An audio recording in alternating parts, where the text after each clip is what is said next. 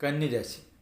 ഉത്രം അവസാന 3 പാദം, അത്തം ചിത്തിര ആദ്യ 2 പാദം ചേരുന്ന കന്നിരാശിക്കാർക്ക് മാർച്ച് 29-ന് ശനി 7-ൽ കണ്ടകശനിയായി സഞ്ചരിക്കുന്നു.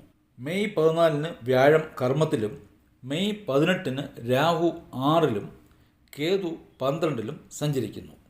ആയതിനാൽ ദാമ്പത്യ ജീവിതത്തിലെ ചില അലോസരങ്ങൾ ഒഴിച്ചാൽ മറ്റു കാര്യങ്ങളിലെല്ലാം വിജയം കാണാൻ കഴിയും. കമിതാക്കൾ തമ്മിലുള്ള ബന്ധം എന്തെങ്കിലും കാരണത്താൽ വഷളാകാം.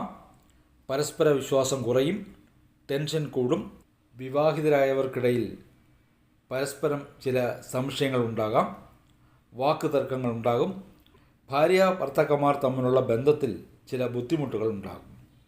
ഭർത്താവ് അറിയാതെ ഭാര്യ അവരുടെ വീട്ടുകാർക്ക് സാമ്പത്തിക സഹായം ചെയ്യുകയോ ഭാര്യ അറിയാതെ ഭർത്താവ് അയാളുടെ വീട്ടിലുള്ളവർക്ക് സാമ്പത്തിക സഹായം ചെയ്യുന്നത് മൂലമോ അല്ലെങ്കിൽ മറ്റെന്തെങ്കിലും കാരണത്താലോ ദമ്പതിമാർക്കിടയിൽ അലോസരങ്ങൾ ഉണ്ടാകാം.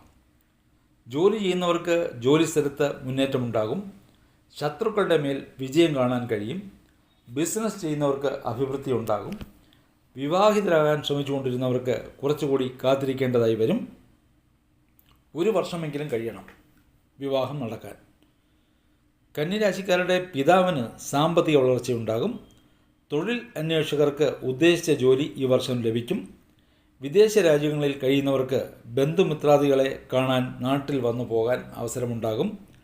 ചില കന്നിരാശിക്കാർക്ക് അവരുടെ ജനനകാല ജാതകവും ദശാഭുക്തിയും സപ്പോർട്ട് ചെയ്യുന്ന പക്ഷം പുതിയ വീടോ വാഹനമോ വസ്തുവോ ഏതെങ്കിലും ഒന്ന് വാങ്ങാനുള്ള ഭാഗ്യം ഉണ്ടാകും.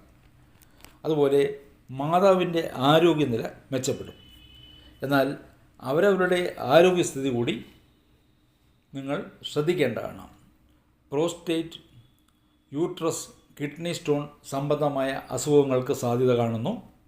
അതുപോലെ തന്നെ കാൽപാദങ്ങൾക്കടിയിലും വേദനകൾ ഉണ്ടാകാം. വിദ്യാർത്ഥികളായിട്ടുള്ളവർക്ക് പഠനത്തിൽ മികവ് പുലർത്താൻ കഴിയും. റിസർച്ച്, PhD, MPhil പോലുള്ളവ പൂർത്തീകരിക്കാൻ സാധിക്കുന്നതാണ്. മെഡിസിൻ, നീറ്റ് മുതലായ പരീക്ഷകൾ പഠിച്ചു വിജയിക്കാൻ കഴിയും. വിദേശ യൂണിവേഴ്സിറ്റികളിൽ പഠിക്കാനും അവസരമുണ്ടാകും. അതിനുള്ള സഹായം നിങ്ങളുടെ മാതാപിതാക്കൾ ചെയ്തു തരുന്നതാണ്.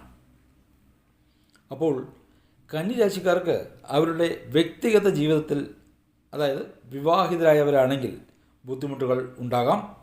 മറ്റു കാര്യങ്ങൾക്കെല്ലാം വിജയവും സന്തോഷവും ഉണ്ടാകുന്ന വർഷമായിരിക്കും.